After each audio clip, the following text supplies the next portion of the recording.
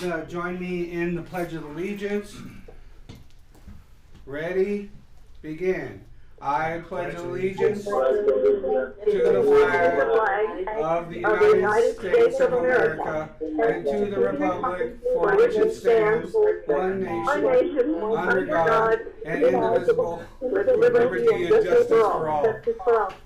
All right, that was awesome. All right, roll call of directors. Director Garcia. Present. Director Gibson. Present. Director Kelling. Here. Director Nyman is here, and Director Schoenberg. Present.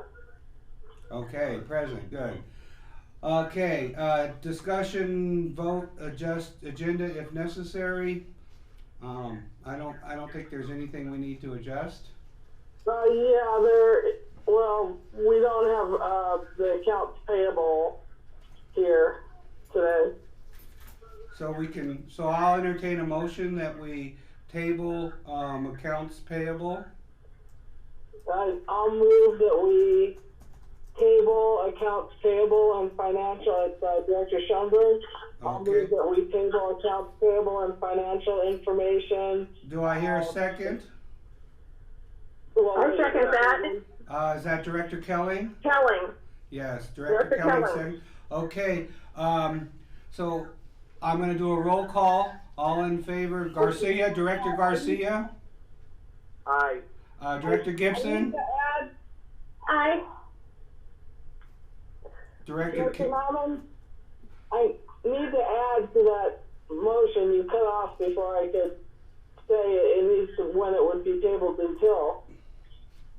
Okay, add that in. Are you in agreement with? Go ahead and add what you need to add, Lisa. Just I'm tabling, moving to table accounts payable and financial information until our next regular meeting, which is on whatever that date is in April. Are you okay with that friendly amendment, Director Kelling? Yes, I'm in favor of that. Okay. So roll call of ayes. Let's say Director Garcia, Aye. Director Gibson, Aye. Director Kelling, Aye. Director Nyman is aye, Director Schoenberg. Aye. Motion carried. Okay. Anything else? Okay, if there's anything else, are there any public comments? Can I just make one mention before we go there? Is the meeting Director streaming? Schoenberg. Is the meeting streaming? Yes, it is. Okay, because I'm not getting it for some reason. Well, I'm getting it. You gotta remember the internet's slow too, so sometimes it takes a while for it to get up there. That's right. And somebody's watching it. Yeah. So I can see that somebody's watching it live, so it's connecting. I'm watching it. There you go. There you go. Okay, is this? Yeah, it just came on. Okay. Okay, no public comments. Number 4, manager's report. I've got nothing pressing right now. It's been business as usual. Just the office is closed. I did meet with Dee yesterday to look at websites, well sites again, and I communicated. I suppose I covered underneath the agenda item. So that's all I got right now. Okay, let's go on to 4A, administrative assistance report.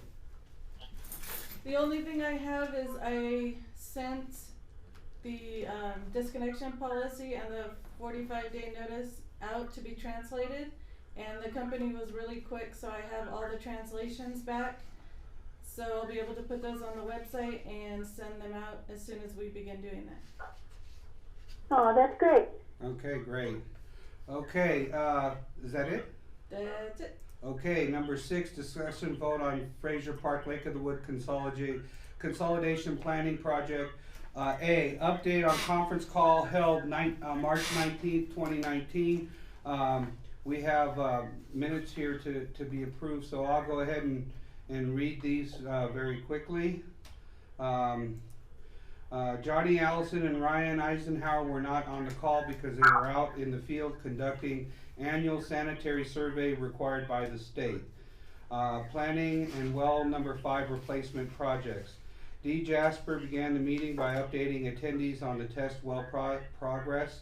He received the results of the gravity surveys that mapped the alluvium at the possible test well sites and the area around well number 5. Well number 5 and SIA location profile 1.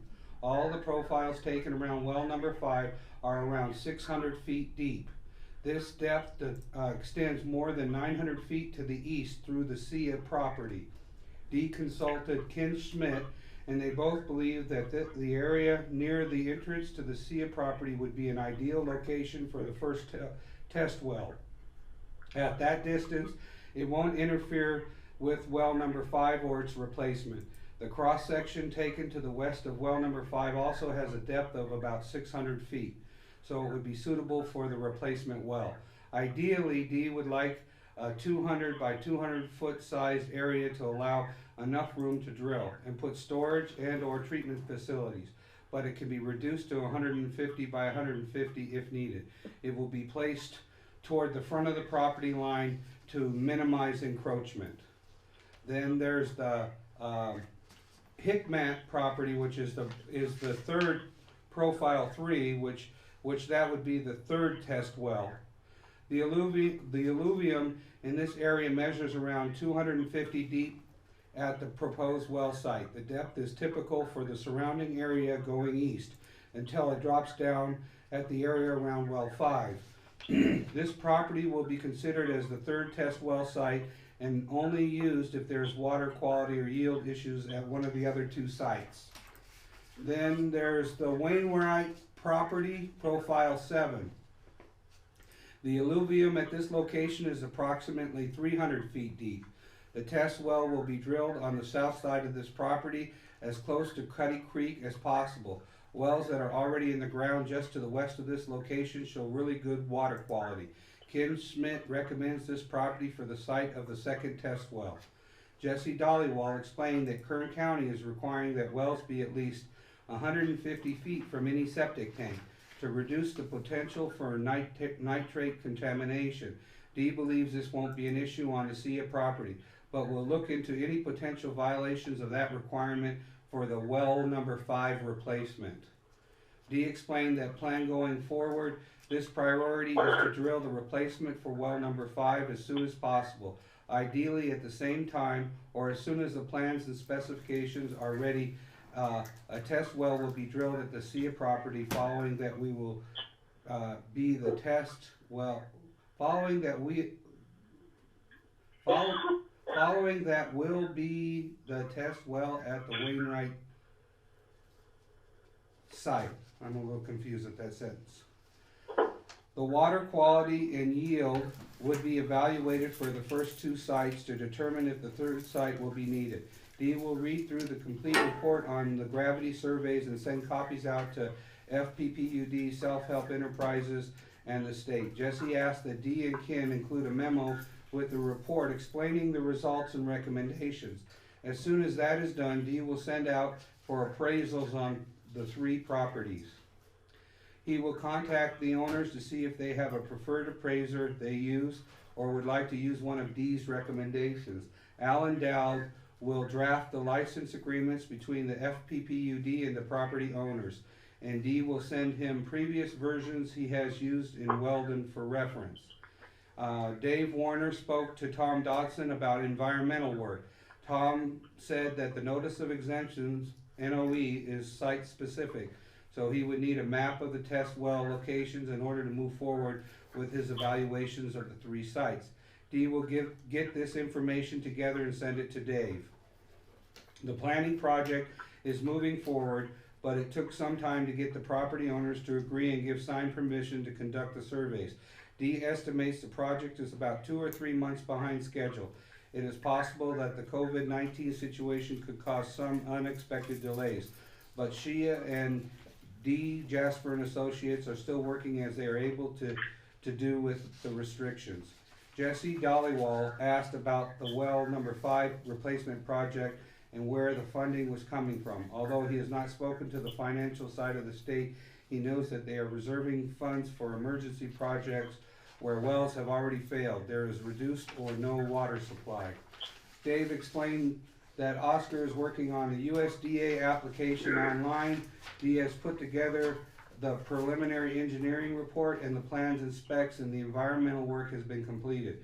Jesse would like the PER well design and CEQA documents sent to his office for approval, since the state is required to sign off on well projects before they are drilled. Excuse me. Claim number 3 will be submitted for approval at March planning meeting, which will include work done in December, January, February. It will also cover the reimbursement to the district of the $1,000 paid to SIA for access to their property to conduct the gravity survey. Jesse was unsure if there will be any delays in processing claims at this time. Okay, and then the last part is pipeline replacement project. Last month, Lawrence Sanchez talked about his idea of incorporating the pipeline project into the regional project. There's a request pending with the state for technical assistance funding, but based on Dee's estimate of $140,000 for potholing and mapping, it may be too much for SHIA to pay. There's additional money coming in, but Dave would have to reach out to the financial division of the state to see if it could be used for this project. The board was not willing to use contingency funds from the planning project to get a head start, as originally suggested. Jesse agreed with that decision and recommended keeping the project separate for now, but look at the possibility again during the construction phase of the regional project. Dee estimates there will be around 20 to 30 miles of pipeline, which based on rough estimates would equal a $20 to $30 million project. The district is concerned that pressure changes with a new regional system could cause stress on the existing system and blow out old, aging steel pipes. Dee and Jesse agreed that systematically replacing the water lines in stages, starting with the worst, would be the best approach to a project this size. The next update meeting will take place on April 16th, 2020. Okay, so that's basically was our conference call with the state. Is there any questions, comments? Brahma, I've got one. This is Dee. Yeah, Dee. The depth of the alluvium at the Wainwright property is around 150 to 200 feet, not 300. I'm going to just probably admit that I said 300. Right. But you know, looking at cross sections, I've plotted all of them. And I've been looking at them actually the last couple of days, and we're about 150 to 200 feet at the Wainwright, depending on the amount of cobbles and large rocks that are in that area. But I just want to correct that. Okay, we'll go ahead and correct that on the minutes and note that. Question. Yes, Director Gibson. So does that make it the Wainwright property not a good possibility for the second test site? No, it is still a good candidate. There are wells, Rebecca, in that area that are producing for the residences. There's about 4 or 5 down there. Okay. And those wells had good water quality, and they never went dry during the drought. So it's still a good area. The basin is quite wide in that area, and so still number 2 on our list. Okay. Okay, thank you. Okay, anybody else? Yeah, I have a question. Who is this? Kelly, Director Kelly, go ahead.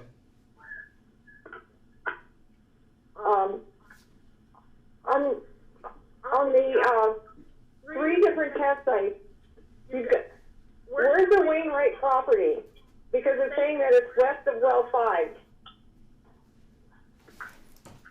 Yeah, Terry, it's the Wainwright property is quite a ways to the west of 5. Actually, it's clear to the western side of Fraser Park,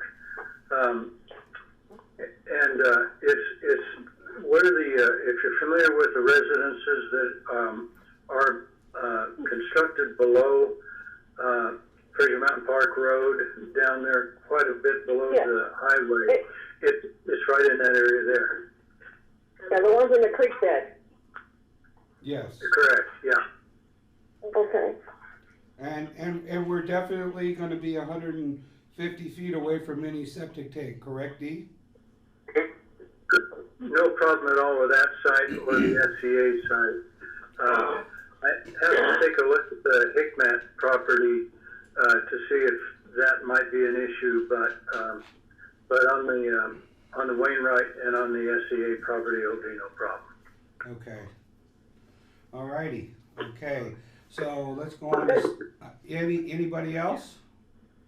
Yeah, Dee, where is the Hickman property? It is, if you were to look directly north of the park, across the creek, directly north, it's a residential lot that's, I think it's the Arroyo Trail, just to would be to the west of, the main road that goes to the north-south, right through the middle of town. Mount Pinus, right? Monterey. Yeah. Oh, Monterey? To the west of Monterey. So Yeah, it was just Yes, Director Kelly? I was reading all of this, everything keeps saying it's west of well 5, and I'm like, well, how many wells can we put near well 5? It's a long ways west of well 5, that's for sure. Okay. Okay, okay, we'll go on to 6B, vote and approve state update meeting minutes for 3/19/2020. I'll entertain a motion that we approve the minutes from the state update meeting for Thursday, March 19th, 2020. Well, Director Schellenberg speaking. There is a little bit of a problem, right, with wording in one section, but because I don't have the minutes in front of me, I can't see that. I read it again and it sounded good to me, but my question is, and this is Becky, I'm sorry. My question is, if we weren't part of that meeting, we couldn't make a motion about the minutes, right? How can we do this if we weren't part of it? Because we're reading it and approving it, I'm sorry, Director Schellenberg speaking, we're reading and approving it at this meeting. So even though you weren't there, yes, that's kind of correct, but there can only be 2 people on the ad hoc, so the only way it can be placed into the minutes correctly is for it to be approved at this meeting, which is why we look at and read the minutes, and then you're allowed to ask questions to see if that information is correct. Okay. And it's also recorded, so I guess if people wanted to listen to things ahead of time, you could go and listen, not today obviously, but you could talk to Tiffany and listen to the minutes or listen to the meeting as it's happening. I don't know if that'd be a violation. You'd have to do it during the meeting, right, Tiffany?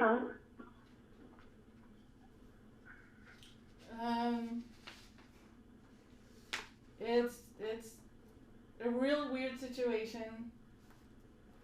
I mean, if they're not participating and listening after the fact, it's not a big deal.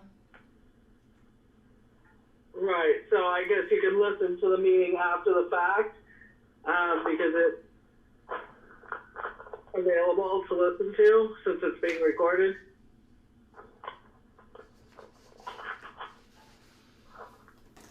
So are we not going to approve these minutes? No, we need to approve the minutes unless people want to listen, and then we would have to put it on another agenda. Johnny? Can't we just approve them with the normal Amendments and corrections? amendments and corrections? Yeah, yes. I mean, there's one correction about the part about the alluvium level at the Wainwright property, right? Right. Correct. Okay. So I'll entertain a motion. So then either Becky or I could make a motion? Yeah, or That's Lisa. up to us. Is that correct, Tiffany? Yeah.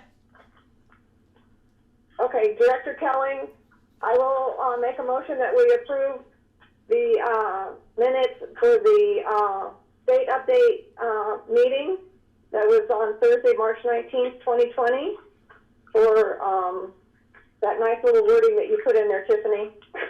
Okay. With the amendments. With the amendment. Yeah, with and the amendments and typos and all that, yes. Okay, I'll second that. Okay, Director Schoenberg seconds it. Okay, we'll do a roll call for approval. Director Garcia, Abstain.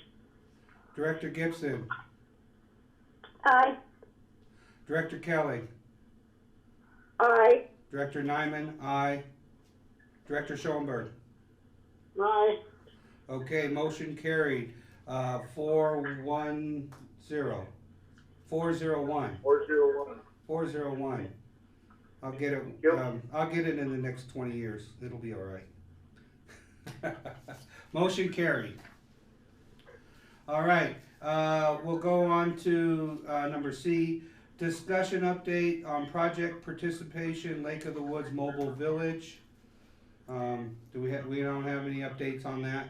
No, Dee, have you had a chance to reach out to Jesse and find out about how important it is to have him join? No, I haven't, Johnny. I can do that tomorrow, though, but no, I have not done that. Cool. Okay. All right. Well, Johnny, this is Dave. Yeah. Yes. I think there's still time to gather more information for. So I think that you have to do the test wells. There's a whole lot of planning work that has to be done. In the meantime, I think that at some point the numbers will pull together in Dee's report on his participation and the cost of the project when he has to do a final project report. That's a good time to really nail him down on the information. If you'd have a more definitive information on the project costs and so forth. That's good for me, yeah. Also, Director Schoenberg. Director Director Schoenberg here.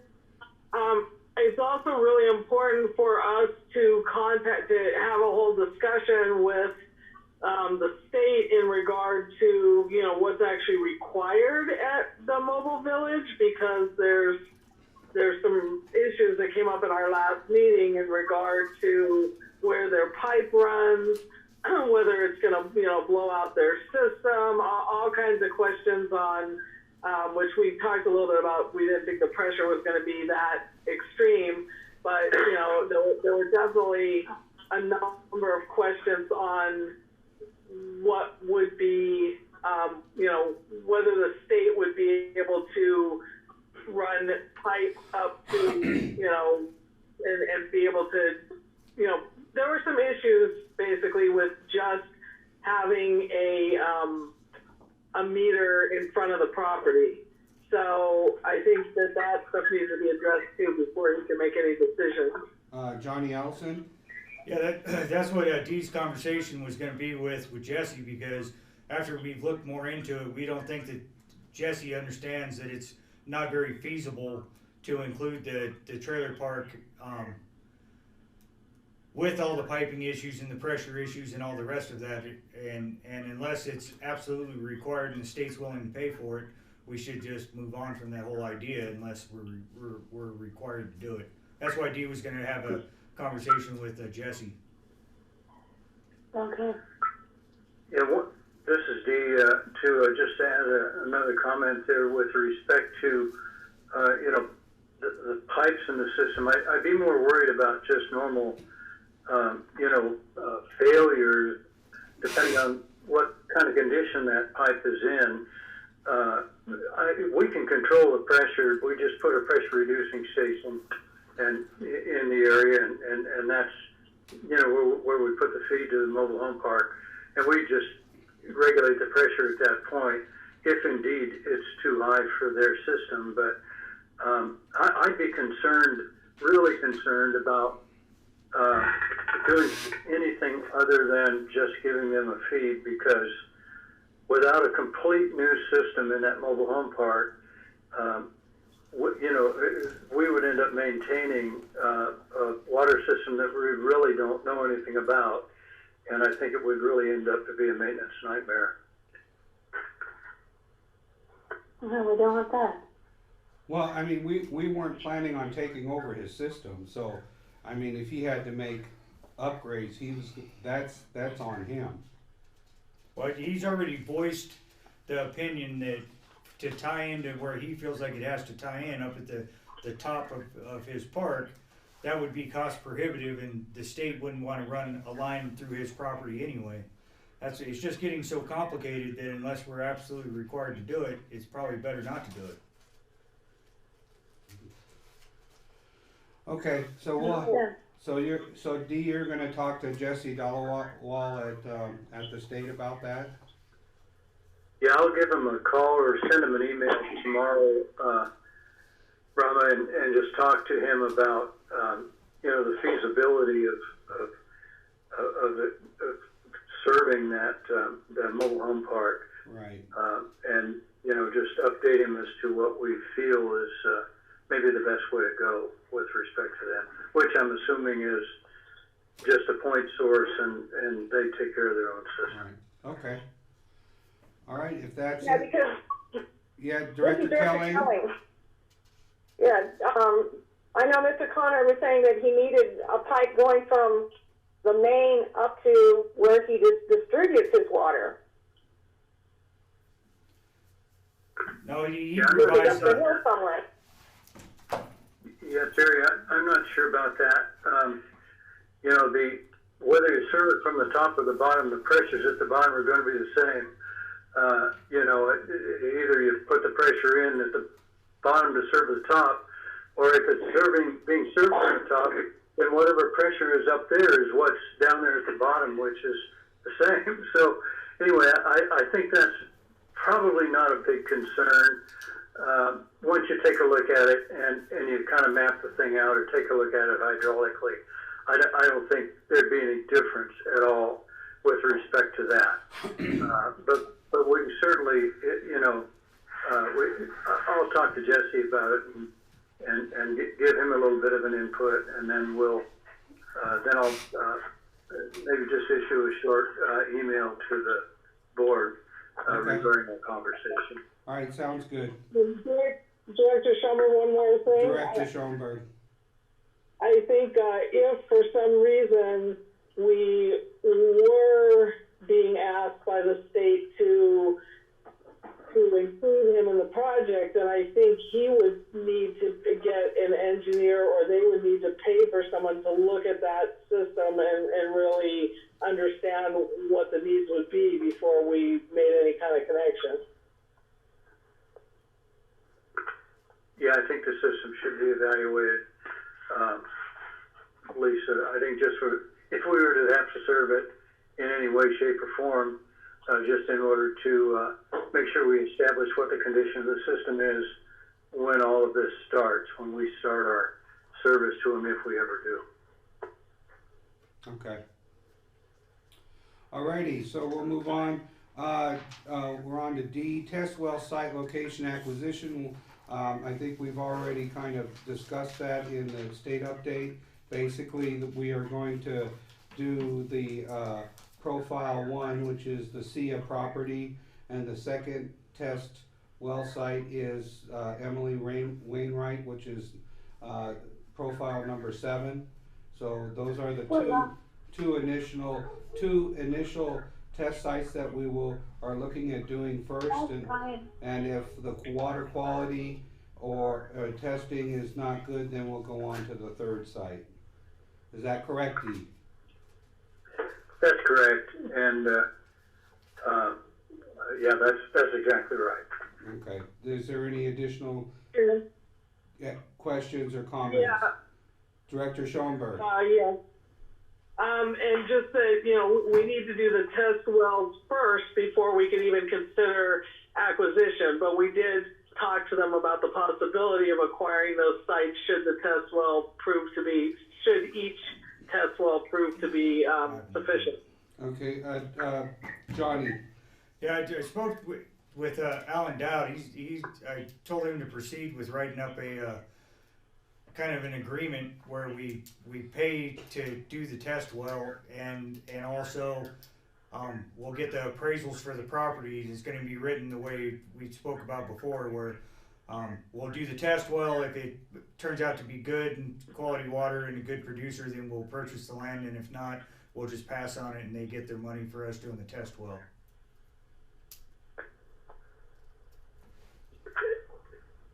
This is Dave. Dave was going to some information on the Weldon purchase agreements. Is that correct, Dave? Alan and I had a conversation a couple of days ago. I think, John, you might have been in on that conversation. Yeah.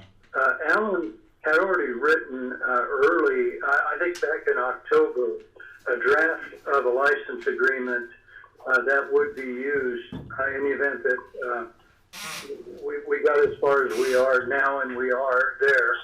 And so he is finishing up drafting the license agreement, and I think he'll issue that probably in the next couple days to the board for review.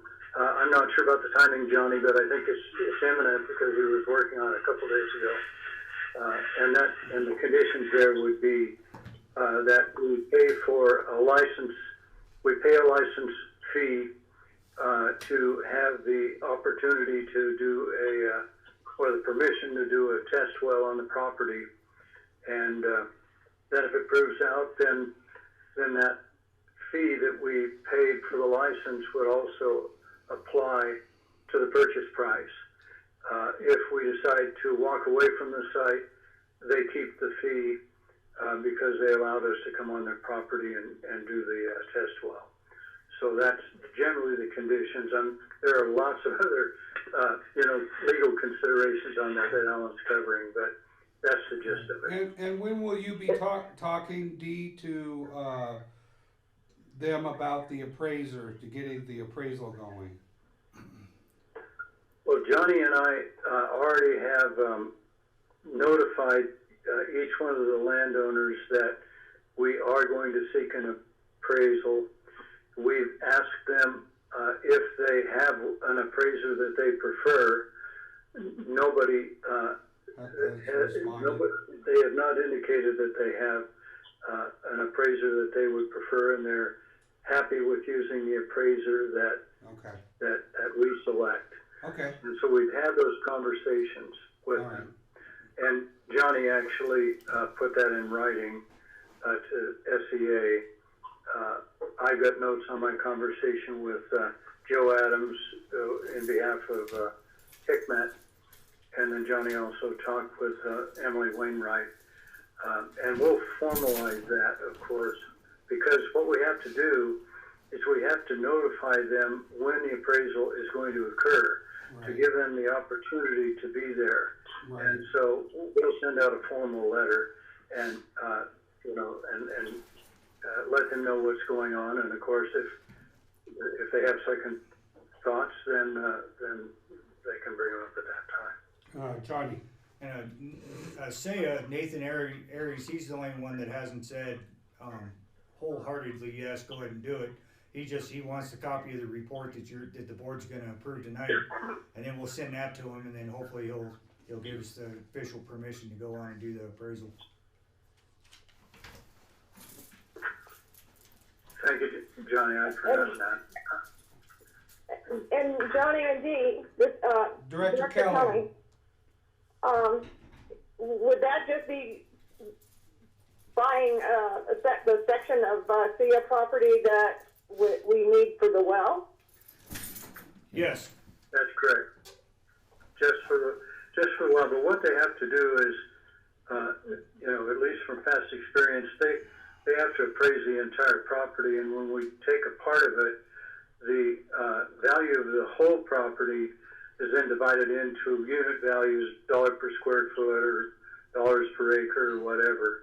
And then that's the value that is used to value the amount of land that we would be taking. Which is like the 200 by 200 feet that you were talking about, or the 150 by 150 feet.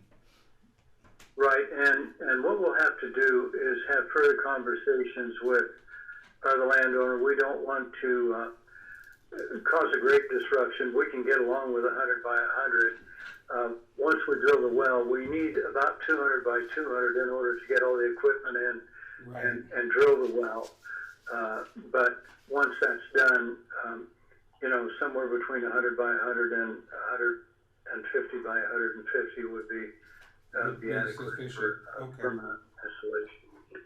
Okay. Gibson, and I have a question. Director Gibson. So when do we think we're going to this? Because if SIA is being purchased, if it's in escrow now, we don't want to do it and have to do it again, right? That's correct. This is Dee.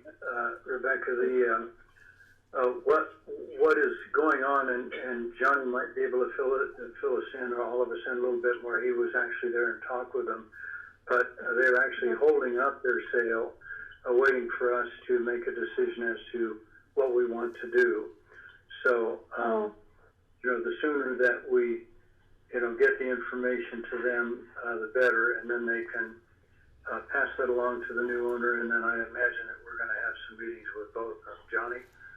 Yeah, that's my understanding as well. They just held up the sale. So, although they said it was in escrow, I don't know that it necessarily is per se, because they just said that they were just stopping everything until we got done. And Well, so that sounds kind of ominous to me. No, I think they want to have a clear sale. They're not in any big hurry. They are in a hurry, but they just want to have everything simplified. So basically, Okay. Dee, we have to get the appraisal done first, and then once the appraisal's done, that'll be put in the license agreement that they're going to sign to allow us to do the drilling on their property. Yes, that's correct. The terms of the license agreement are that we agree to pay a certain amount for the property that we take. And we have a 5-year option to buy that. That's correct. Okay. Yeah, I'm just trying to be clear to see, how we're proceeding with the appraisal first, and Alan Dowd should be bringing the license agreement, and so once we get the appraisal, that'll be incorporated in the license agreement. Yeah, the value that is established by that appraisal will, and really what's going on right now is Alan is preparing a letter to send to each of the landowners, informing them that they were going to do an appraisal, and there will be a date of that appraisal so that everybody has the opportunity to attend it if they want. Okay. Okay. And Thank Dee, you. This is Dave Warner. We have money budgeted for property licenses in the planning fund. Is that those are the funds that would be used to secure the test well easement? That's correct. And what I did, Dave, and I checked that number today. I included $10,000 per site for the license as a budget number. That's, I believe, way too high for what we're planning to do, and that's to drill a test well. So, I'm thinking that actually the offer should be $5,000, should be half that for each one of the properties. If we drill a test well, that would be adequate payment for allowing us to get on the property. And then it's gonna cost us, what, $2,000 per appraisal? Somewhere in there, Brahma, I'm not sure. I'm going to contact Alliance Appraisal tomorrow, and I've got the sites mapped well enough so that they can identify them. and then give us a proposal on doing the appraisal. I'm going to try to get that before the board meeting on the 2nd of April. So it is the first Thursday in April, correct? Second Thursday. Yeah. Second? Okay, that would be the 9th. Okay, and Dee, are we doing appraisals on all 3 properties at the same time, or are we just doing it on the 2? We should have all 3 properties appraised at one time. Okay, You know, they'll make one trip up here, appraise all of them, right, and save us a little money, not a lot, yeah, but we should have that, those numbers in our, have those numbers available to us, at the start of this. so if we don't use the 3rd site, we just spend 2,000 and that's okay, but we wouldn't be putting out $5,000 to go onto their property, to drill. That's correct. Okay. And see, the appraisal costs are coming from the self-help technical assistance funding? That's what we had planned to do, Dave. Okay. And I think we were estimating around 2,000.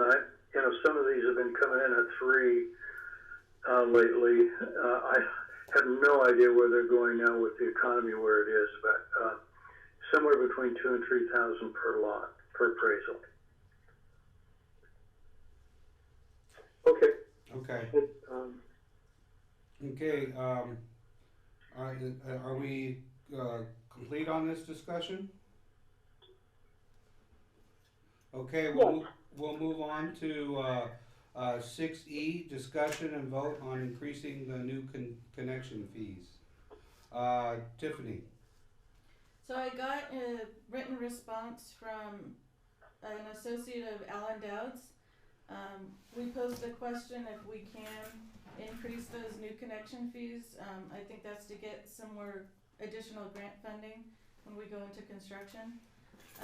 So his answer is, this responds to your question of whether the district can raise the connection fee for new connections without going through Prop 218. The short answer is yes. The California Supreme Court has determined that Proposition 218 would not apply to the connection fee so long as it is imposed or increased in the manner required by Government Code Section 66013 and Government Code Section 66016B. So recommendations: 1, the district needs to adopt a resolution pursuant to Government Code Section 66016B. 2, the fee imposed for new water connections cannot exceed the reasonable cost of providing the service pursuant to Government Code Section 66013. And 3, the fee for a new water connection can bypass Prop 218 if the fee is only imposed for new water connection requests. The requests are voluntarily made by the parcel owners, and the district does not know which parcels will submit requests for new water connections. And he said, I gave him our old resolution, the last one we did increasing the connections.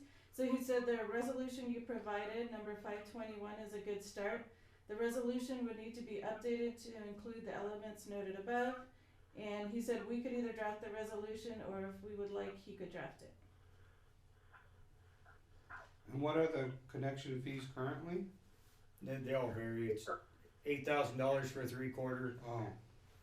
Oh, $9,000 for 1 inch, and it goes on up. okay. So a quick question. Director Schoenberg. How do we propose that we would come up with those fees? So would we be trying to see if the state or someone could work with us to make sure that they were reasonable in regard to, I know they're low compared to many other water entities. So I'm just curious how we, without just pulling fees out of the air, are we going to gather a whole litany of different companies and try to do it that way, or are we going to try to have someone come in and work with us? There's Dave. Dave? I mean, there's a sort of there's a way to do it without that is sort of that's a rational method. So if I have a 3-inch connection, and I think you guys are charging, I don't know, $1,300 for it, or $1,500 or $15,000 for it, and you're charging, I don't know, 8 or 10 for a 3/4-inch connection. I would recommend that you base it on, water use. Because I might be someone that could just may need fire flow, or I could be someone that may have a facility that uses a lot of water, and so my demand is greater. So I would think there's ways. I've seen districts have ways like equivalent dwelling units based on usage. Here's what an average house uses. Here's the average use based on flows that your project's coming in with demand. So so it could be different if you have you just want, if I have a shop that needs a larger connection, so I can install fire protection equipment and stuff, sprinklers interior in my shop. But as opposed to if I build a residential apartment complex with 50 units, well, they use a lot more water because there's a lot more households in there. So there's a way you configure it, and I'm sure Dee has gone through that with coming up with here's a coherent policy on how those connection fees are calculated.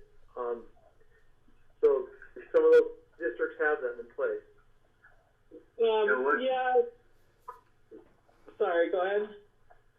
Oh, I'm sorry, Lisa. We do that for several of the folks that we work for. There's a real simple, certainly in theory, way to do this, and you figure out what the demand is. Actually, the AWWA has rated capacities for each meter size. So, say it's a 3/4 inch, and the rated capacity is 5 gallons a minute or 10 gallons a minute or something like that. And a 2-inch might be 60 gallons a minute.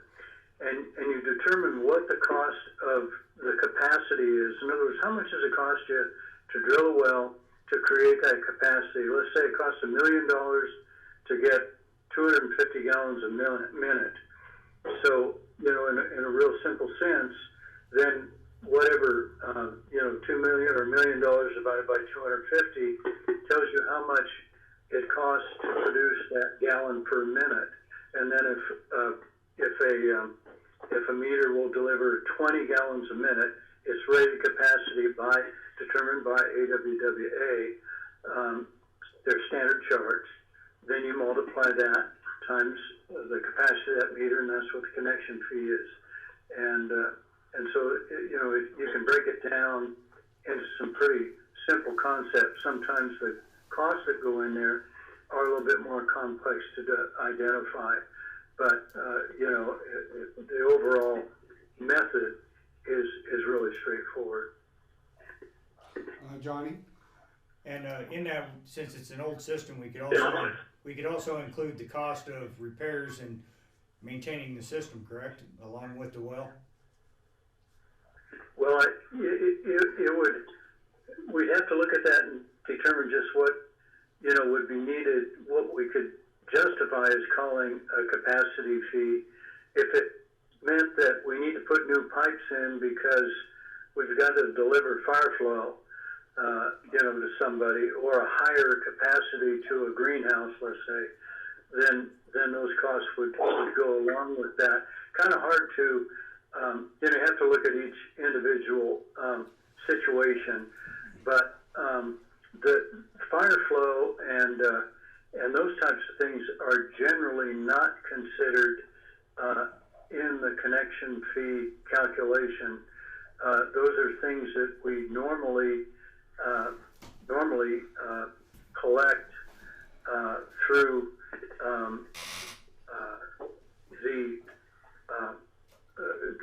the infrastructure that's needed to supply that. So in other words, let me go for a full circle here.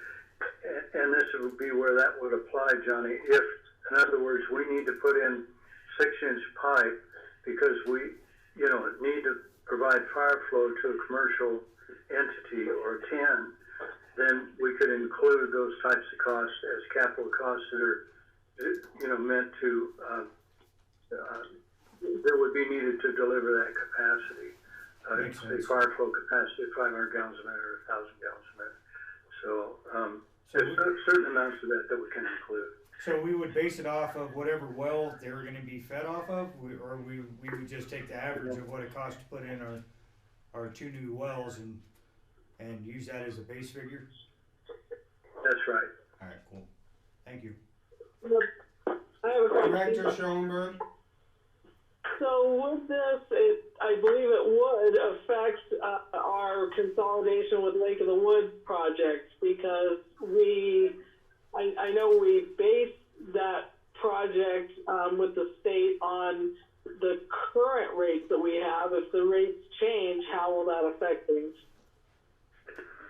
Well, I just want to say in on that is that right now you charge $8,000 for a 3/4 inch connection. That would serve a house. For the 4-inch meter connection that could serve a mobile home park up there, you would charge $13,000. So I think there's a big difference between the 4-inch connection and what it would serve, given the number of homes, and a 3/4 inch connection. But there's only $3,000 more in cost, and that's per connection. It's not per house. So I think you would. I just need to step back. Recommending you step back and try to look at the numbers on, well, who are we bringing in? We're not, and what's going to be out there, and so you have a more consistent code that would be more fair for everybody. Yeah, I understand that, but Chance, I'm sorry. Director Schoenberg. But I'm not sure that the 8,000 should necessarily remain 8,000. So if that changed as well, then would that affect, because we based everything on that $8,000. I definitely agree on the 4-inch that we're very very low, very light, yes, in our calculation. So, but I think we also, if we were going to change that, probably need to look and calculate just what it really does cost for, the 3/4 inch connection. And I'm just wondering if it is more than the 8,000, then because we've already put in information for the Lake of the Woods planning, would all of those connections still be held at the $8,000, or would they go to the new fee? In this case, it would cost us even more money. No, it should be at the current charge that you guys charge when the project is applying for construction funds. So you could stand to possibly, if it does increase, you could stand to gain additional funds. Gibson, I have a question. Director Gibson. Doesn't that go against what we told our people at the town hall meeting, that we weren't going to have any increases? No, because it's not increasing anybody that's already a customer. It's only increasing new people that are coming to town that want to build and have a meter installed. Oh, okay. Thank you. You're welcome. Yeah. So yes, it should look at it should be a fair policy that you folks would go through and would judge as a fair policy. It's not something that's pulled out of the sky. You want something to go back, and here's how the basis of we calculated these. This is how we calculated the connection fee rates, and people can go back and you can document that. So it wouldn't. The state can't hold you to what you paid in the past. If you've updated your rates, you've updated your and other connection fees and other costs since then. That's a fair thing to ask of the funding source. Johnny Allison. Okay, so since this is not a project-related cost per se, does the board want to authorize D. Jasper, or at least entertain getting a quote from D on how to calculate those fees?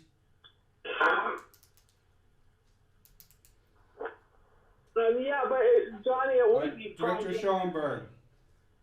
It would be project related because the state is paying those connection fees for Lake of the Woods. So, I mean, I definitely I like very much what Dee proposed. I think as long as there's scientific data that we're basing those numbers on, then I'm happy with it either staying where it is for the 3/4 or increasing based on, you know, what we come up with.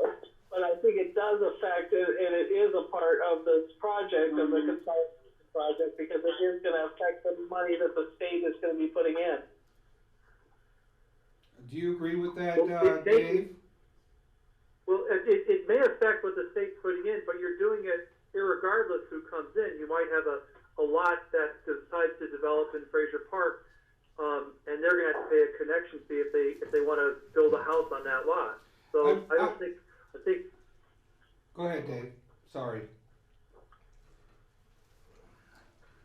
So I think, you know, I personally think, you know, I mean, I know we try to get reimbursed for everything that we can get reimbursed for, but I kind of agree with Dave that this is kind of also for the benefit of Fraser Park Public Utility District.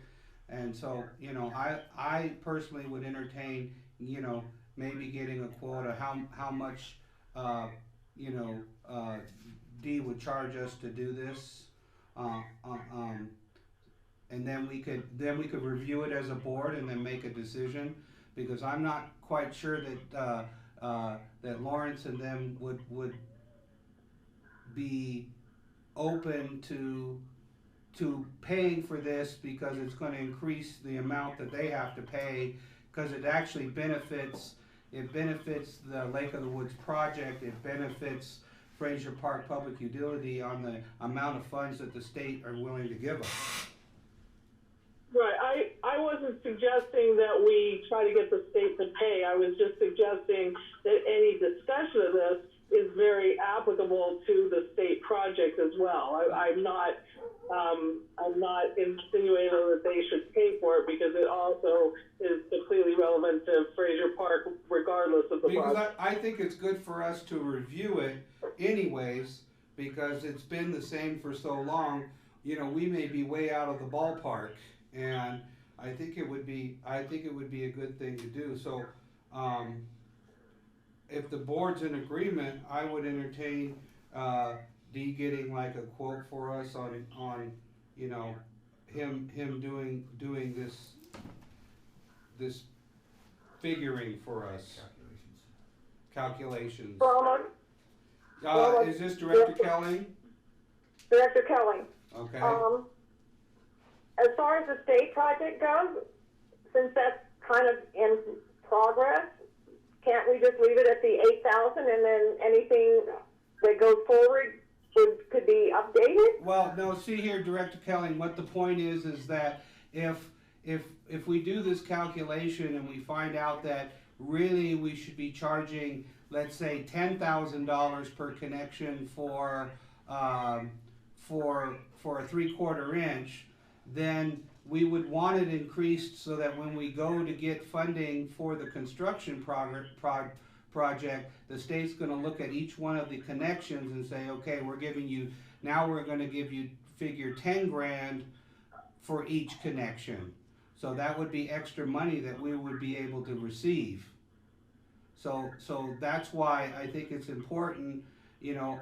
Otherwise, if for some reason it seems to be less, then we would leave it as is. But because we already have an established one. But I think it's good information for us to figure out. I don't know how the other members. I don't know how Director Garcia or Gibson feel about it. But I think that's the goal. The goal is to, if it's really more money, or just for the 4-inch, if it's really a lot more money for the connection fees, we want to raise it so that we get the extra money. I guess that's my point. Yes, that is correct. Yeah, I agree with you too, Brahma. Another question? Director Schoenberg. Is that something that Self-Help Enterprises could it has in their budget or anything, or is that not the budget for the project, but just separate money to help with that, or is that we could entertain it as a CMF cost, for a technical, managerial, and financial cost, but we'd have to put it in a request to the state for it, either to add it to the existing work plan, or add it to an additional technical assistance work plan. Like if we had put in a technical assistance request for the pipeline replacement, you could add, sometimes you add technical, managerial, and financial assistance, so we could fund an analysis of, I don't know, rates or connection fees. Sometimes that could be paid for. I'd have to ask the state. Okay. Well, could you check that out for us, and then maybe we could have Dee go ahead and give us kind of a quote so we know what kind of costs that's involved in this? Sure. Okay. And now one other question though. I'm assuming that the connection cost would be more. But what happens if we do an analysis and it ends up being less? Then does that put us in trouble, because then are we going to have to change to that lower amount? I guess that's maybe what the numbers would show. You want to get it right. You don't want to overcharge somebody, but you want to make sure that people coming onto the system pay their fair share of what the people who have been on the system have been paying for years on USDA loans, water system costs. They paid into repairs. So there's a number of factors. You're trying to make people who are new coming onto the system, making them whole with everybody else. Right. That's the purpose of the connection. Johnny Allison. Yeah, possibly it might be a better idea to revisit this at a later date. I know of a couple other water companies out in the desert, and they charge somewhere between what we charge and less of what we charge. And we're already losing money due to this SB 998, and I'd hate to see us lose even further money by reducing other fees and stuff. At this time, we could always revisit it in a couple of months or a few months or whatever. Maybe do some informal checking. That sounds like a good idea. But do you really think it might be less? I don't have any idea, to tell you the truth.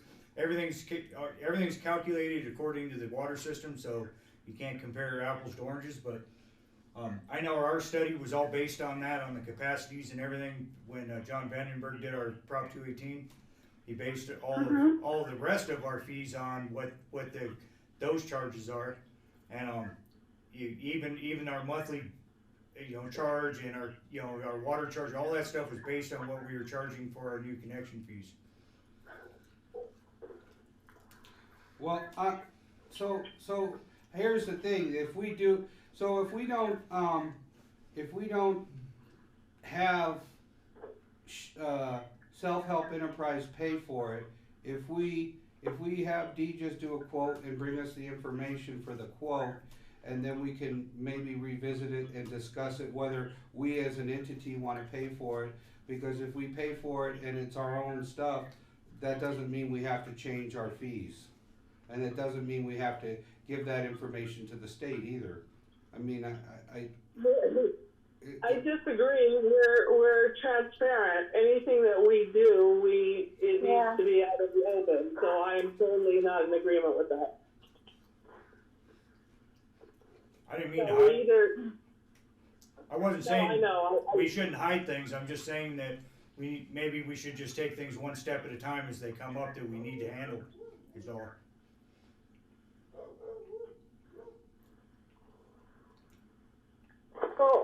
Well, I don't know what were the fees in the past based on. I mean, I think that's the issue. So we're kind of in a rock and a hard place if you're going to be like that, because we could ultimately end up, you know, basically screwing ourselves out of money if we go forward. If we don't do it, we still could be doing the same thing if it's actually more. I don't know what it was based on originally, and it's been that way for years. Okay, Gibson? Director Gibson. So Johnny, how do you think we would go about, like, informally looking into it over the next couple of months, like tabling it for a month or two, and then what did you have in mind for informally looking into it? Well, I think we should get a quote from Dee, just so we kind of know where we stand, and we could ask the other local water companies what they charge, and then we'd get a kind of an idea of what it's costing for new connection fees. But I know in Joshua Tree it cost my brother, I think, $10,000, and in Yucca Valley, and then in the neighboring community of Joshua Tree it was only $4,000. So it varies greatly even with neighboring water districts. Like Brahma, I just don't know what the board based these charges on in the past, and I know that they've been increased in the last 10 years, and I don't know what they base that on. Maybe there's a formula that we got.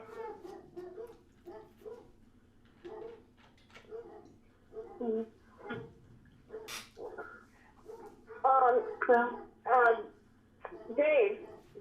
Director Kelly. Kelly. Yeah. Dave, wasn't it you that brought this up and asking us about our rates? Yes, I sent an email. I just noticed there was a rather small amount between if you connect. I mean, if you connect it, the connection fee for the mobile home park would you would get $13,000, and for a house you'd get $8,000. And to me, it wasn't based on mobile home park. It was based on the size of the connection, and so it seemed that it wasn't capturing the amount of impact of a 50 or 60 home apartment complex or mobile home unit would have on the system. And that's why I recommended that you would look at your connection fees to see if they are up to par with the calculations. So it's something that you do need to review, and I'd recommend it. Yeah, Director Schoenberg. Go ahead. I definitely think that we should review it. I don't believe that we based the difference. I'm not sure originally. I believe that we based the connection fee on, calculations that were made by an engineer. However, when we did that was, I think, for the 3/4, but I don't think that the larger sizes were based on those same calculations. I think that was just this arbitrary number that the board, before I was ever on it, came up with that spacing. In fact, it was even less at one point, and I recall that in a board meeting that it was raised to reflect the raise in the 3/4 inch, but it was only raised by the same amount that it was originally, like if there was $1,000 difference, it was just raised to that same amount. So when the 3/4 inch connection raised, everything else did not raise in any kind of engineered way. It just raised according to whatever the amount was between the different connections. So I know for sure that above the 3/4 inch, probably everything else is incorrect. And I'm not even sure on the 3/4 inch, because like I said, initially, I believe it was raised due to calculations, but then there was another raise that happened that I don't recall how that was calculated. Question, Bravo. Yes. Who is this? Oh, Director Garcia. Sorry. Yes, I'd like to move that we authorize our engineer to give us an estimate so that we can have some basis for our calculations and know what it is that we're dealing with. Without those kind of backup numbers, we really don't have a foundation to stand on to analyze our numbers and to go forward. I think we need it as a company. Whether we get reimbursed for it or not, that's a different question. But at least that we know what we're talking about as far as the money it costs to generate that study. Then we can make some better decisions on it. We can revisit it. Thank you. I second it. Okay. Gibson seconds it. Okay. Is this into discussion and is everybody's ready to vote? Okay, I'll do a roll call for the vote. Director Garcia. Can I get clarification? Director Schoenberg. So the motion is just to authorize our engineer to give us a quote. It's not that we're actually right. So exactly, it's just him giving us a quote on what it would cost to do this study, and then we can discuss this further on a further agenda. Okay, thank you. Okay, I'll do a roll call of the vote. Director Garcia. Aye. Director Gibson.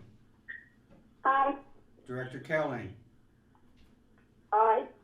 Director Nyman. Aye. Director Schoenberg. Aye.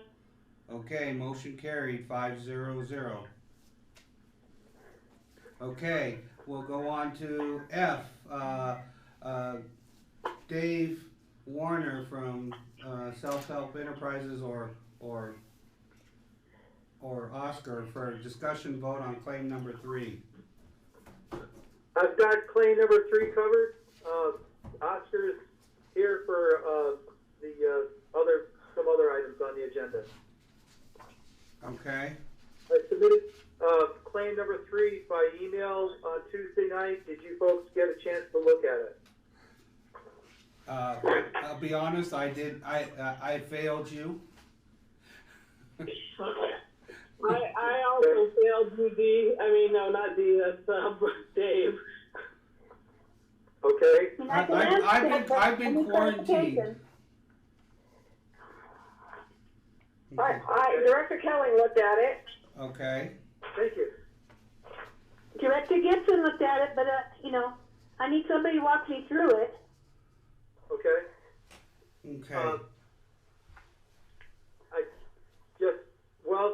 Do we need more time to look at it, or do you want me to set up a time to walk you through it? What the claim just contains, what it doesn't.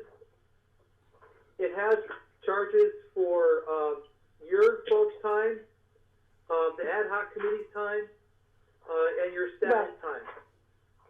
But yes. It doesn't include any engineering costs, and it does not include the $1,000 fee that you paid SEA for access for the geophysical surveys.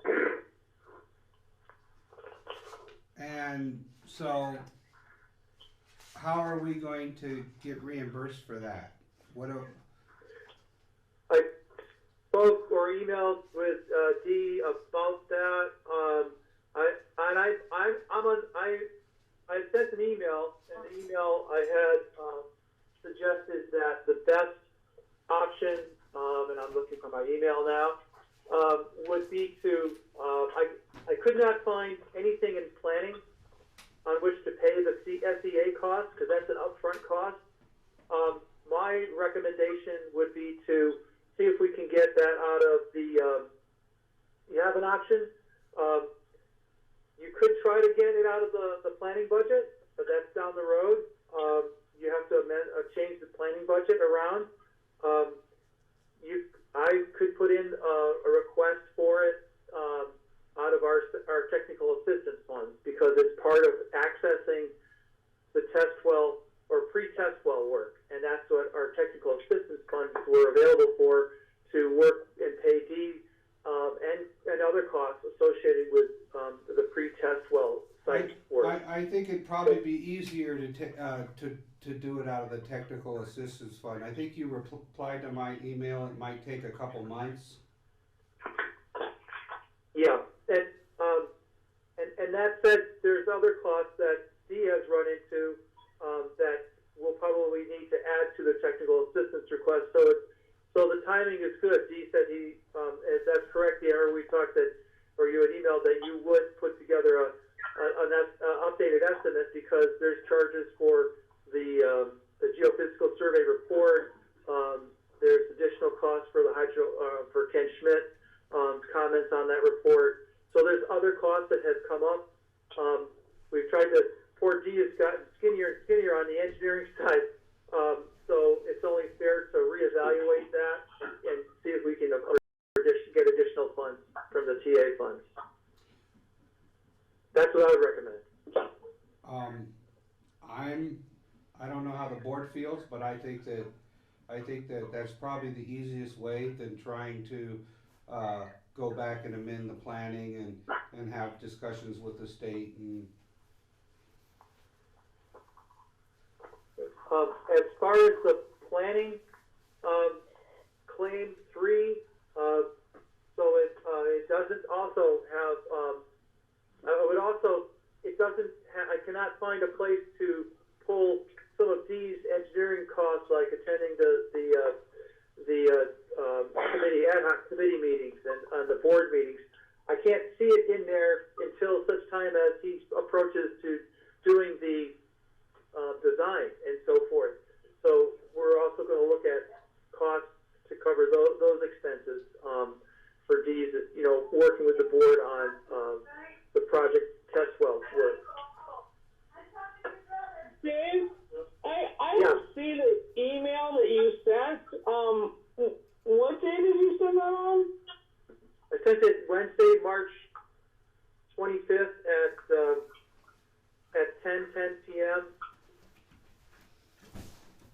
Oh, so that is the one I was looking at, but I didn't understand it because I didn't see the I saw the draft claim 3, but it didn't make sense with me in the same way that it normally does. Like, I saw all your notes, but when I looked at the actual, I didn't see the actual claim. It might be just the way it comes up on my phone, but I didn't see it looking like a normal claim form that we usually do.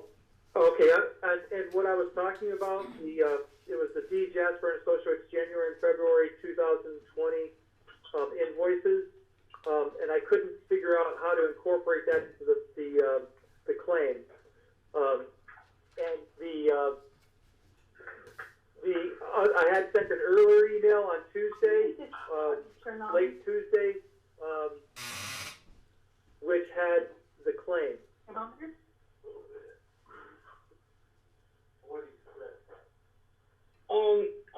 Okay. So I mean, basically, right now, I think we can't have that on claim 3. So claim 3 is as it is, which is basically our ad hoc and planning money. I think we need to approve that first, and then we can maybe have further discussions on this. How does the board feel about that? Right, because I think Dave had on there that it has to be approved by April 1st in order to get the money in a timely manner. It needs to be in before April 1st. Or before April 1st. So I just don't have it in front of me. I don't know if there's any way to pull it up, Tiffany, or any way for me to, I've been going through my email and I can't see the actual claim form the way we usually see it. It's in there somewhere probably, but I can't find it on the threads. Okay, let me pull it up for you real quick. Give me a second. And I will throw it on a shared screen. Let's see, cancel.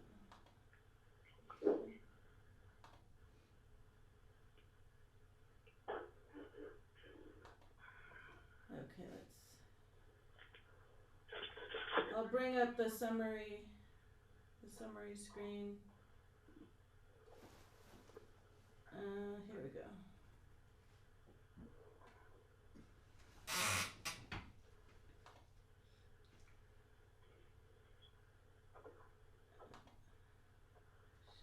screen. Okay, can you see? Here's the breakdown of the claim 3 costs. Okay, let me turn my phone here so I can see it.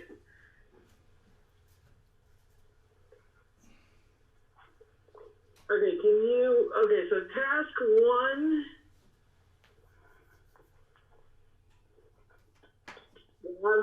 Can you just scroll through it quickly? Or not so quickly, but scroll through it so I can see the whole document?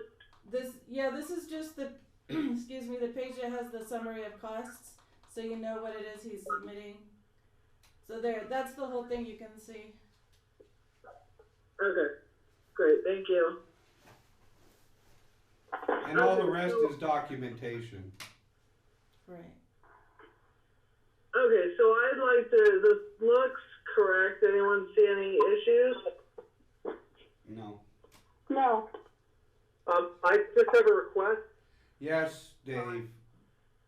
Yeah, just Dave. On where you go to the green page, it's about 1, 2, 3, 4, 5. It's a 6-page in, claim 3, task 1, summary of cost. Yeah, that's where we're at. Yeah, we're looking at it. We're looking at it. Okay. Okay, you're not looking at the other one. Okay. No, we're looking at the summary of costs. The first one is administrative project management charges, total of $1,733.20, and then staff administration project management charges is $1,957.95. That's the total. No, staff cost is $224. Oh, it's $224. The total cost is $1,957.95. Sorry. Correct. I had a question.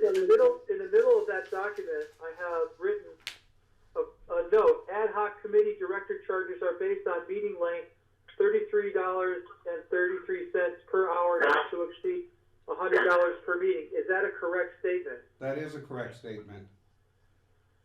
Okay. Because if we go 2 hours, we charge $66.66. So that is correct. So I would entertain a motion that we approve claim 3. I will make a motion that. Director Gibson? I will make a motion that we approve claim 3 of the self-help.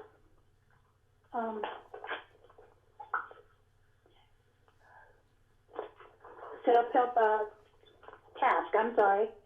Did I say that wrong? I sure did, right? Yeah. Basically, you're making a motion that we approve claim 3 for the Fraser Park Regional Consolidation Planning Project funding agreement, SWRC. Okay. Thank you for making that more clear for me, Brahma. I'll second that motion. Director Schoenberg seconds the motion. We'll have a roll call of the vote. Director Garcia. Aye. Director Gibson. Aye. Director Kelly. Aye. Director Nyman's an aye. Director Schoenberg. Actually, I have one question. I'm sorry, I know we're in the middle of the vote, but I just caught that it says 3334 on one of the charges, when below you say 3333. That was the charge that was documented and submitted to me in the district's charge. That's what Linda paid. Because it was it's $100 for 3 hours. So that's when you've done. When you've done 3, you're a penny short, so she added a penny. I think it's fine. Okay, so aye. Okay, the motion carried 5-0-0. Motion carried. Okay, now Before we move on, yes. could I in order for me to get it up there, I need to have the front page update it. I need to clean it up because I have some gaps in there. And Johnny needs to sign it and sort of send me a PDF, a clean PDF of that. And I need Jerry to sign the form, and that also be PDF to me by Tiffany Monday, so I can get it out in the FedEx so they can get it on Tuesday. The only thing is that if it's I'm not sure how long Jerry's going to be on the hill. If he's I'll going be up there this weekend. Oh, okay. Well, if you could get it to us before Monday, then I can. Are you going to be around? Well, I'll just have to be. I can just sign it. I don't have a printer or anything. Yeah, I'll just have to be. Yeah. Well, I'll call you when I get up there. Yeah, I mean, if you could clean it up at home and just email it to me, I could print it and get copies made and send it back to you. I don't have a copy of anything. Oh, okay. No, I thought Dave was gonna clean it up. Was that? That was Dave talking. It's basically cleaned up, but I need Jerry to sign the form. There's a state form that needs the invoice request for reimbursement, has to have Jerry's signature on it. Right. And that's on the front page, sort of in the middle on number 6. Signature of recipients, authorized representative, and the date. Do you have a copy of that, Johnny? Tiffany's checking right now. If it's in the claim packet, I'll have it. Let's see. It's the second page. Second page? Yeah. Yeah. Oh, okay. Yeah, so you don't have to clean up that page. We just have to sign it and send it to you. Good. Good. Okay. Johnny, I'll talk to you tomorrow. Perfect. Sounds good. Yeah. So you just have to print it out. Okay. So you're going to seek to amend the self-help enterprise technical assistance for the $1,000 and also for the other additional costs that Dee is putting in for this project, correct, Dave? Right. Yes, and Dee confirmed that he would be getting me a budget or a cost estimate for that work. Okay. Let's make sure we do it. So I want to make sure Dee gets paid. Hey, all right, I heard that. Yeah. And we'll be discussing in a minute some other stuff. But anyhow, we'll move on. So that, quick question, so that will be claim number 4? No, that wouldn't be on claim number 4. Self-Help Enterprises is going to update their technical assistance, and they would be paying, getting that paid for. So, but we would get reimbursed, I guess, from Dee for the $1,000 once he gets paid. Is that not correct, Dave? That would be correct. That would be correct. So that's what that is. It wouldn't be under the pre-planning project. It would be under Self-Help Enterprises Technical Assistance, and he's going to amend the work plan and add in the $1,000 that we paid out, and also some additional costs that Dee is incurring while he's developing the well and having to do the notice of exemption and all that. So.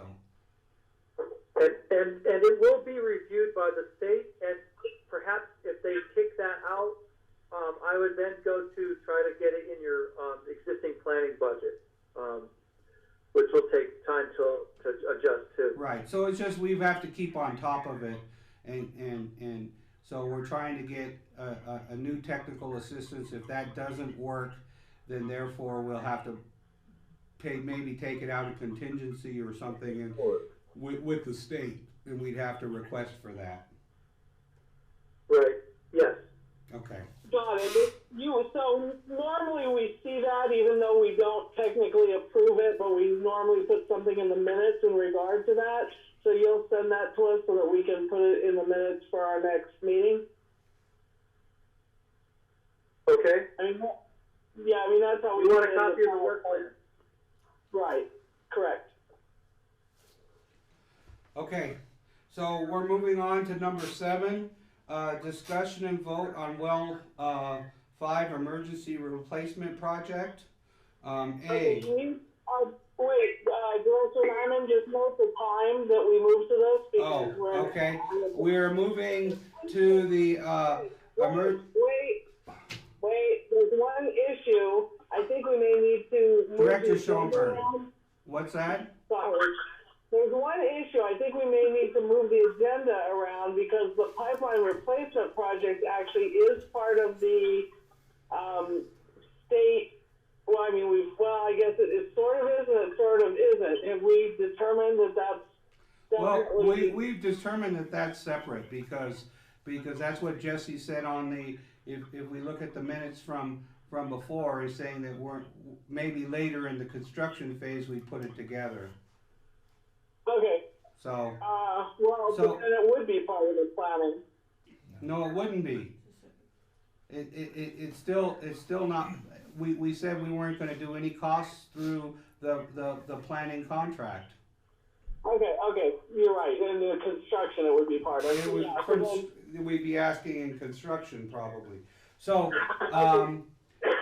I note that at 7:39 we went to number 7, discussion and vote on well 5 emergency replacement project. A, update on USDA grant and loan application. Oscar. Okay, this is Oscar. Hi, Oscar. Regarding the USDA application, I've been working on it. We've been uploading some documents. Tiffany actually helped me with the binding of the environmental report. I also did upload the PER already that Curtis sent me a couple days ago, so that's in there. And there is a document that I'm compiling that I'll probably be sending to Tiffany regarding some information that I need, financials, and in regards to water that's sold by the district. So once I finish that document, I'll be sending it to Tiffany so that I can try to get some answers to put this in as quickly as possible. Okay. Thank you, Oscar. Yeah. Also, I know Dave had sent an email. I believe it was this morning because I had asked them about a question regarding a notice to file an application. And Dave asked about the clearinghouse notification to apply for federal funds. Because we weren't able to find that. It's still in the works. I think we can find it because if you guys remember when the project first, this is Dave, when the project first went forward, we did file a thing with the clearinghouse, and we have proof that they dealt with it in July, and you have to show USDA money, it's federal money, you have to show that you contacted the state and local agencies that you're applying for federal money. So we just have to get documentation of that. Maybe if Tiffany or you guys had anything on file in well 5 replacement file, if you had anything from the state clearinghouse, typically they would either do an email or they would normally just take your application that was faxed to them, and then they would put it on the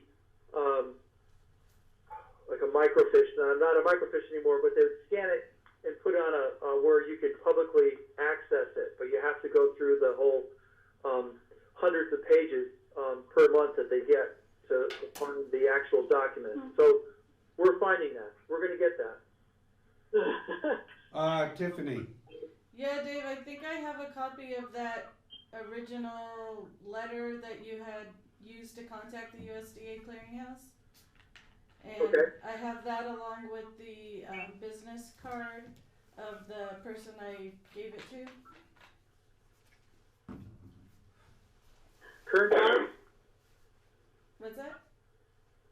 Was it Kern Council of Government? Yeah, I went down to the Bakersfield office and turned it in there. I'll send you what I have, and then you can tell me if that's what you're looking for. Okay, yeah, it's the notice of intent to file an application is it's a federal law. You're required, if you're applying for federal funds, you have to notify the state. You have to show proof that you notified the state and the local clearinghouse. So those are, I know you folks did it.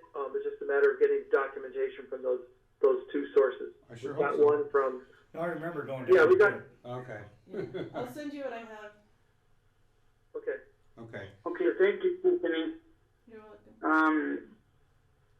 Yeah, so now that we actually figured out how this whole process with the USD application works, it's moving rather smoothly. Like I said, I just need to get some information from Tiffany that, pertaining to the Fraser Park Public Utility District, and should be able to get it in as quickly as possible.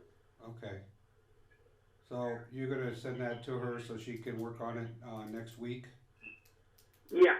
Okay. Because she'll turn it around right away. I have faith in Tiffany. Okay, so moving on to 7B, discussion vote on CEQA/NEPA environmental report. Now, this was already done, and actually Tiffany helped me bind all the documents together, and I've already uploaded it onto the application itself. Okay, so that's complete. Okay, great. Now on to the sticky part.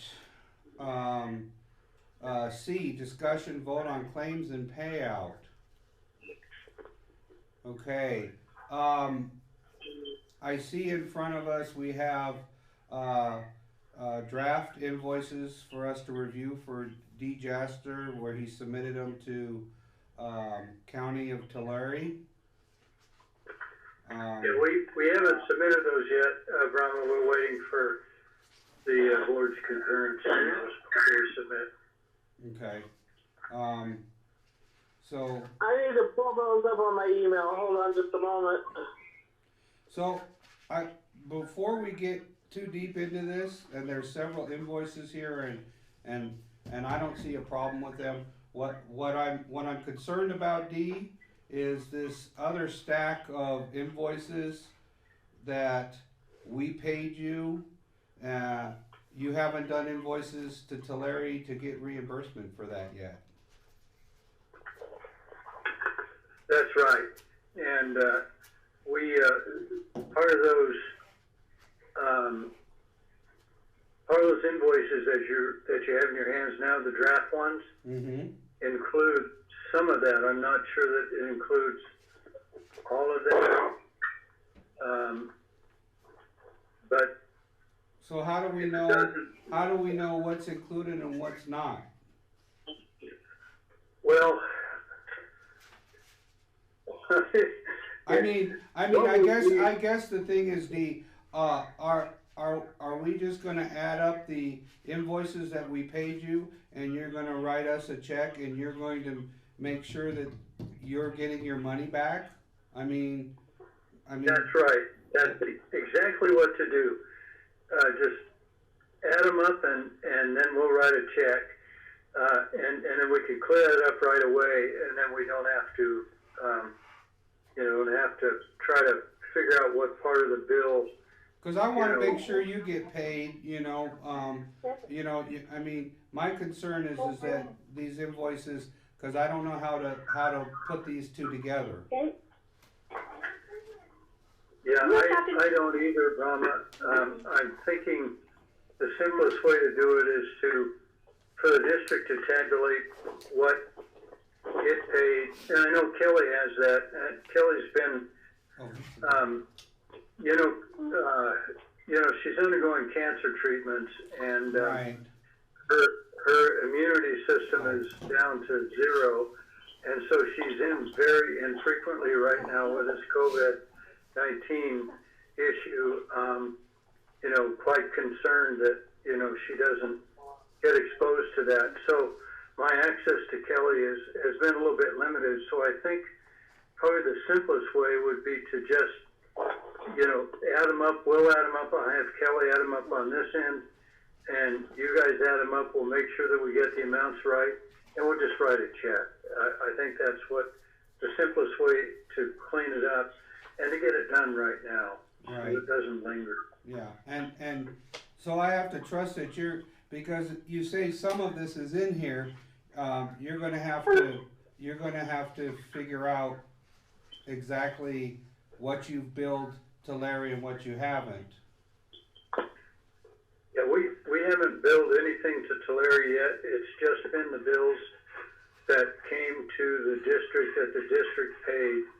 Right. And, but what I'm saying is, what I'm saying, Dee, is that you've given us draft invoices to send to County of Tulare, which we have to approve, and you say some of the money is in here, so I'm okay with you writing us a check and clearing that up. I guess we have to be able to approve the invoices to make sure that you've gotten your money correct from Tulare. I mean, I guess there's a total. So I don't know how to do that.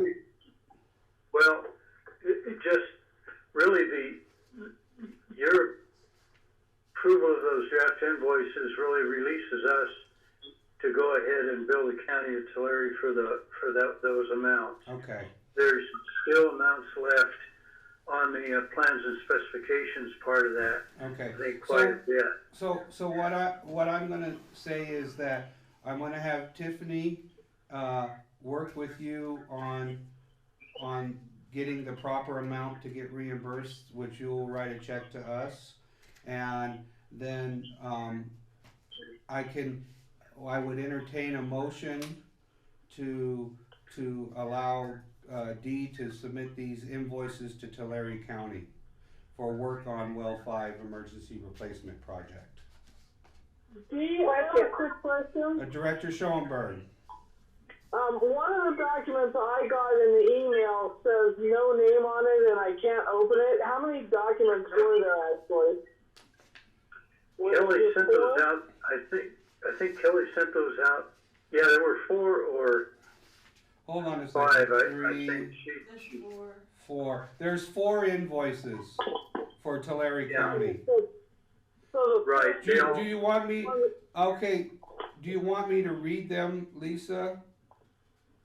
No, I have them in front of me. It's just the 5th one is not real, right? It's a file I can't open. No, it's not. That's the Word document. No, it's not. It's just a no-name file. Yes, that's a Word document. Don't worry about that. Thank you, Director Kelly. So it's just the 4 invoices. Correct. Yes. So I would entertain a motion that we approve these invoices to be sent to Tulare County. I can't make a motion. Okay, Director Kelling. Director Kelling. I'll make a motion that we approve the draft invoices for D. Jasper and Associates for November 30th, 2019. Invoice number. Yeah, normally we read each invoice number and just approve them one at a time. One at a time? Well, you could list each one with the amount. So. Okay, November 30th, 2019, invoice number 19-17050. In the amount of $1,067. Okay. Okay, I have to go to the next one. I don't have them in front of me. I got to open them up. That's fine. Well, hang on. December 31st, 2019, invoice number 19-12043, and the amount of $331.21. Okay. And then January 31, 2019, but it should be January 31, 2020. So D, you'll have to fix that. Invoice 20, invoice number 20-01050, in the amount of $1,576.83.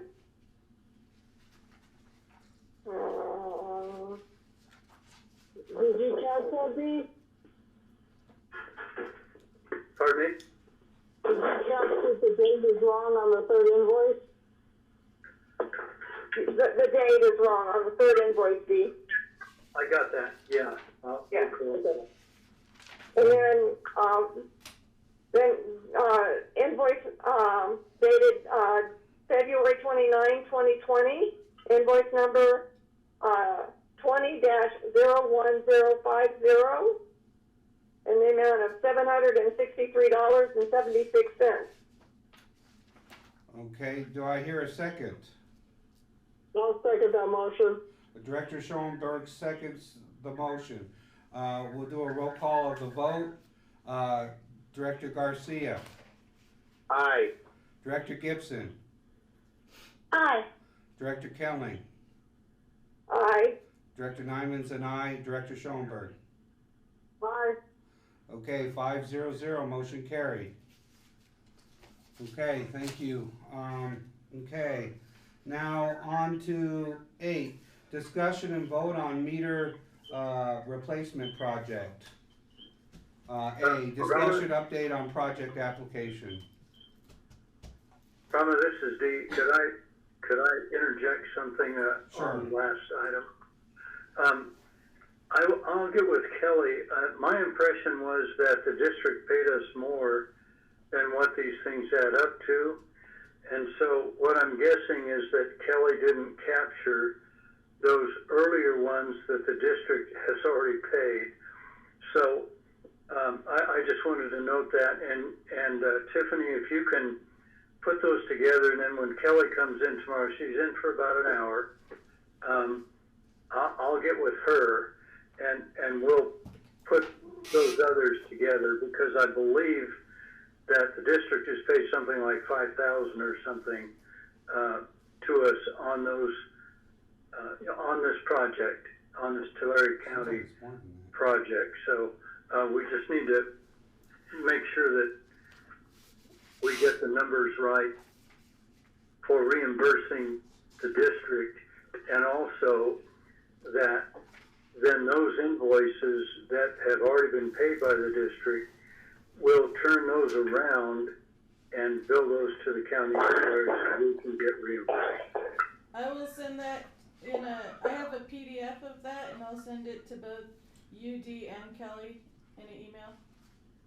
Okay, great, Tiffany. We'll get it straightened out. Yeah, because it seems like it's more than that, D. There's several invoices which it seems to be like it looks like it's 4,000, almost 4,000, and another one was 5,510. That makes sense. That makes sense. So it could be around $9,000 or something like that. I don't know the exact number, but okay, Tiffany will send that to you. Okay, thank you. That was my whole point about making sure that you get paid, D. I mean, we want to get paid our money, and then I want to make sure Tulare County reimburses you. So. Yeah, thank you, Mama. Yeah, I appreciate that. Okay, okay, we're on to 8, discussion vote on meter replacement project, discussion update on project application. Okay, this is Oscar. In regard to this, I just want to apologize. It has taken me longer than I expected, but I'm pretty much there. I just need to do a couple things, and I wanted to run it by Dave. We were supposed to do it this week. I was gonna run it by him, but with this COVID-19 thing, are kind of kicked out of our office. So just bear with me a little bit, and I'll get this bad boy in so that we get the show on the road. Okay, so we can expect to have it in this next week. Yeah, I just need to run it by I'm Dave. holding your feet to the fire. All right. Okay. Thank you, Oscar. Director Schoenberg? She said, thank you, Oscar. Thank you. Okay. On to number 9, discussion vote on pipeline replacement project. A, discussion update on application for technical assistance funds with Self-Help Enterprises.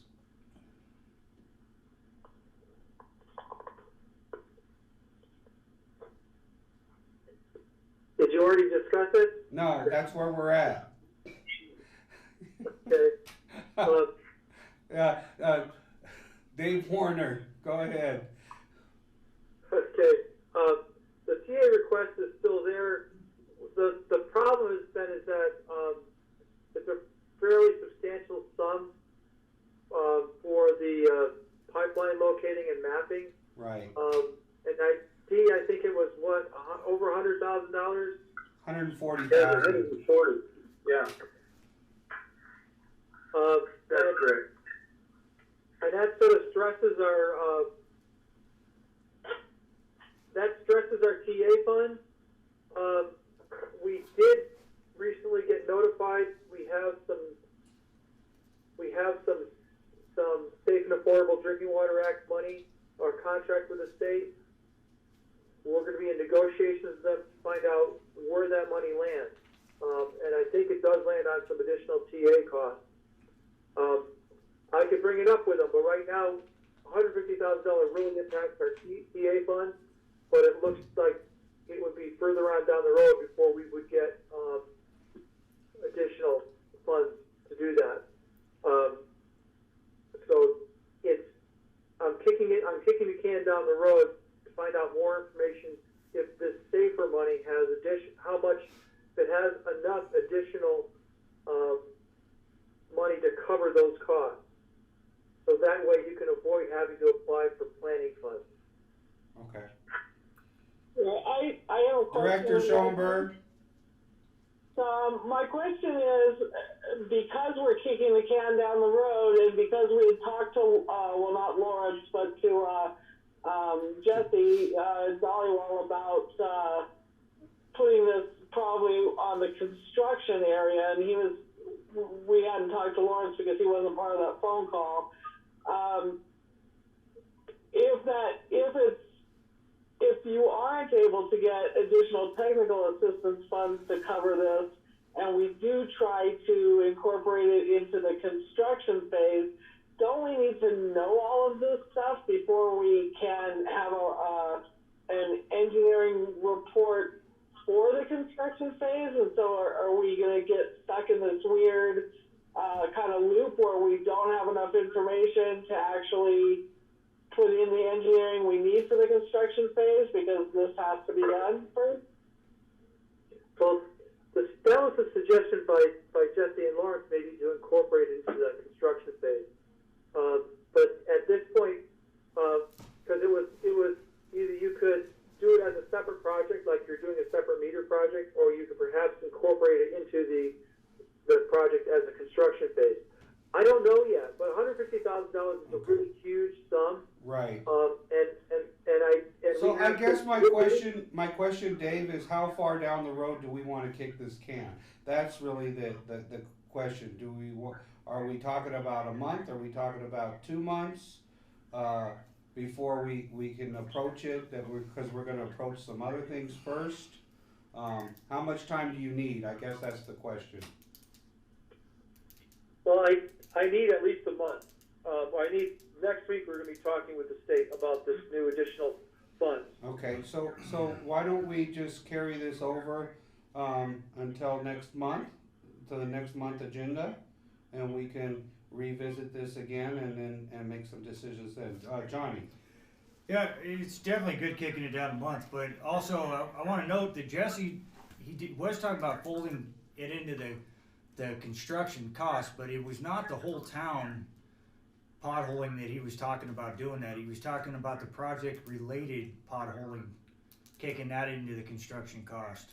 He was talking about From what I understand. Right, So, he was talking about phases. yeah, the $140,000 was to pothole the town. And that was to get the Stuff that's not project-related for a pipeline replacement project. So, it's definitely something that we have to discuss, but, We did discuss that a little, Johnny. You weren't there, but we discussed that on the phone call with the ad hoc. And no, I was on the phone. I was on the phone for when we brought it up with him. I called in on that one. No, you were out in the field. We brought it up this last time. Oh, okay. So he changed it from the prior meeting? Yeah. So this last time when it came up, which it should have been in the minutes, but the last time when it came up, we were telling him that there was a potential issue because we can't just pothole and map that one little section that deals with the project itself because the whole system has to kind of balance out, and there's a potential of that one. There's a potential of us having issues in other parts of the system. But right, Dee? Director Schoenberg, my understanding of this was, we were talking about doing the potholing because we needed the potholing and mapping done before we even do any kind of pipeline replacement project. And what I understand him saying was that that he was talking about when we fold things into the construction that we wouldn't do the whole, because Dee suggested it was 25 or 30 miles of pipe, and it'd be like $20-30 million in cost, and he was suggesting that we would do phases try to do phases in the construction project, that we would, but we would still have to do the whole mapping and potholing so that we would know the whole scope of what we needed to do. So, but the only question, Lisa brought it up, the only question is, how can you roll something into the construction phase when before we get the funding for construction, when at the beginning we gotta do the engineering of it? Right. And you can't do the engineering without knowing this advanced knowledge. Right. Well, that's what I'm saying. Well, that's what I'm saying. So we have to. That's why I'm saying what Dave is talking about, putting it off for another month and see where we stand. If it's possible for us to get the technical assistance. If it isn't possible, then we have to discuss as an entity, our own entity. Are we willing to spend some money to do some of this that we need to get done? Obviously, we are a disadvantaged community and we want to try to get as much technical assistance as possible. So I'm hoping that Dave can work that out. Work his magic like he always does. I'm very grateful for Self-Help Enterprises. So I guess I'm just suggesting that we put this off until the next meeting, and then Dave can come back with some more information, and then we can get into deeper discussions. But we are definitely going to have to do the potholing and the mapping before we do any kind of whether we're going to do one phase or 3 phases in with the construction when we get into the construction phase. Because we have to do this before we could even put in an application. Cool. So yeah. Dee, I have a question. Go ahead, Dave. Dee, I don't recall that you gave us a written estimate for the cost of the potholing and mapping? No, you just called me one day, Dave, and said I need it by 10 o'clock. And so I scratched it together after talking to Badger and then determining about what the cost would be for the ground penetrating radar, and then estimated the time that I thought maybe the staff would be involved in not only surveying the location of the potholes, but also mapping. So, you know, it was, you know, pretty Yeah, pretty rough. I know, I apologize for that, because Lawrence was scrambling to try to see where funds could be scrounged from on stuff. So, is it possible to get a little cleaner estimate? Sure, yeah. Okay. All right, so that, Director Schoenberg, go ahead.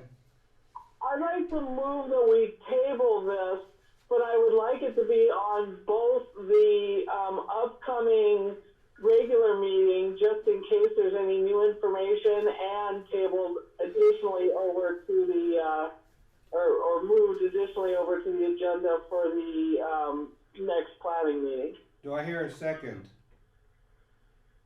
I'll second that. Okay, Director Gibson has seconded it. We'll do a roll call of the vote. Director Garcia. Aye. Director Gibson. Aye. Director Kelling. Aye. Director Nyman's an aye. Director Schoenberg. Aye. Okay, motion carried 5-0-0. Basically, we've already kind of discussed B, discussion vote on estimates for potholing and mapping. D's going to look at that and do a cleaner estimate for Dave, and so that'll come up in the next meeting or the following meeting that we have coming up. Actually, Director Nyman, I was tabling the entire number 9. Okay, that's fine. That's fine. So, okay, so at this point, any discussion on number 10, vote on future agenda items?